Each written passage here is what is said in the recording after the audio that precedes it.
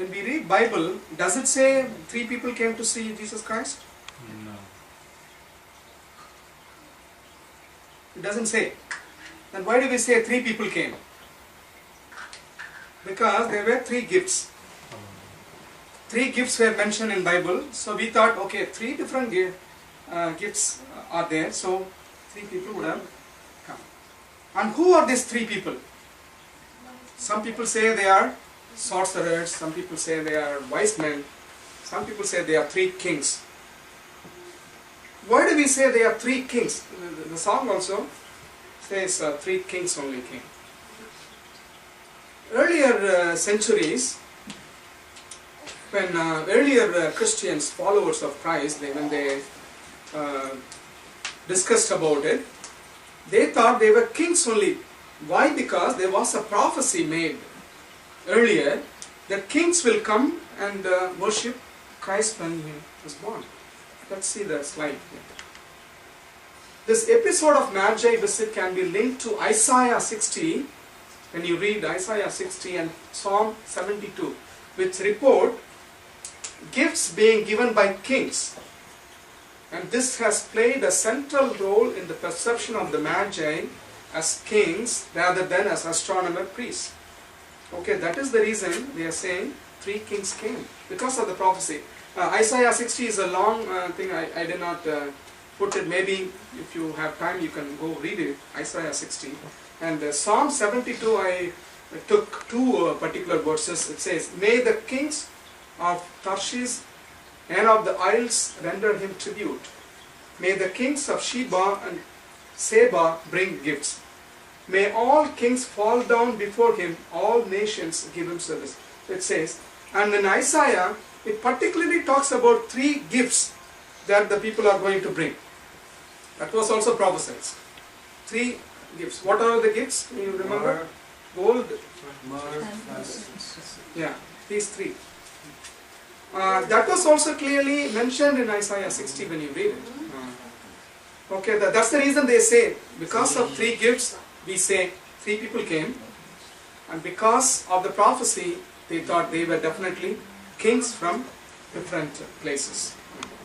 Okay, so because of 3 gifts, 3 men, and 3 gifts had a spiritual meaning. We would have heard about it, but there's a spiritual meaning. Gold as a symbol of kingship. When you want to meet the king, you have to bring gold. Gold is the appropriate gift for kings. So gold as a symbol of kingship on earth, and frankincense is an incense as a symbol of priesthood. He was a king. He was also a priest. He is the high priest for all of us. He is the chief priest of all of us. So that's the reason they brought incense as a symbol of priesthood. And myrrh is an embalming oil. It is a symbol of death. He's going to die for you and me. That's a symbol of death. So these 3 gifts also have significant meaning attached towards it. Okay. Now there is a question people ask. In fact, Jehovah Witness people ask this question. When these 3 people can be guided through the star, we all believe star guided these 3 people, isn't it? Okay. Then why did they go to the palace? They should have gone to Bethlehem directly, because star wouldn't have misguided them. Star would have definitely guided them to the place where Jesus was born, in Bethlehem only. But why did they go to the palace? This is the big question they are asking. Who is asking? The people who don't believe in Jesus Christ, they are asking. People who don't believe Jesus Christ is Son of God and Savior, they ask this question. And what is the answer we have? We don't have anything to quote from Bible. We don't have any reason. We cannot say why they went. But we can assume some meaning to it. How? These 3 kings were expecting a Messiah, were expecting a king of Israel, okay? They were expecting a king of Israel. Because they went to the palace and asked him also, there is a king of Israel born. Where can I see him? Is what they asked. So though what I think personally is though the star was guiding them towards Bethlehem, they thought, no, something is wrong. Sometimes when we take GPS and follow the direction of GPS, sometimes we, GPS is not guiding us to the correct side. So we follow our own route sometimes, isn't it? I think the same manner, king would be born in a palace, not in a small city and like Bethlehem. So maybe I think that's the reason they went to the palace, ignoring the guidance of the star. And finally they came to know, and then they went to Bethlehem. Okay. This is the the traditions identify a variety of different names for the Magi. In the Western Christian Church, they have been commonly known since the 8th century as Casper, Melchior, and Balthazar. These derive from an early 6th century Greek manuscript in Alexandria. There is a manuscript in 6th century found in Alexandria, which is in which it is mentioned that these are the 3 names who came and visited. And there is a in a country near Alexandria, there is a tomb also for these 3 people, I believe. There's a tomb.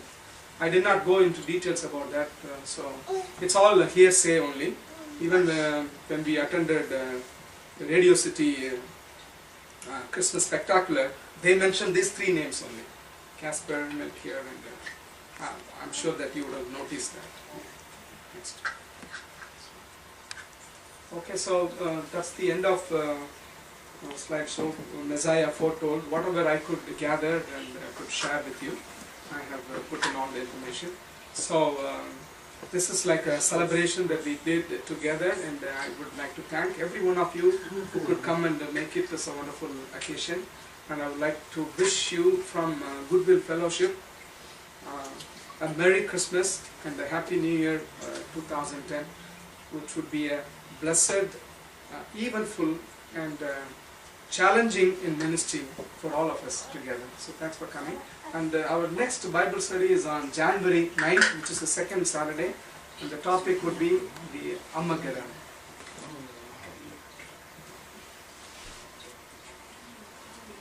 Okay, now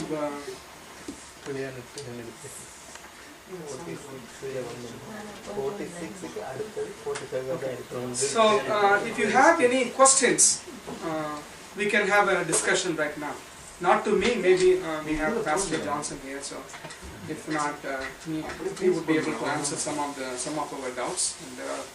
And so if you have anything to share or to ask from the slideshow, or whichever is related to Messiah foretold, or for the Advent season, or for the birth of Jesus Christ, if you have anything, please share with us. In the meantime, Vinny is getting ready for the next song to be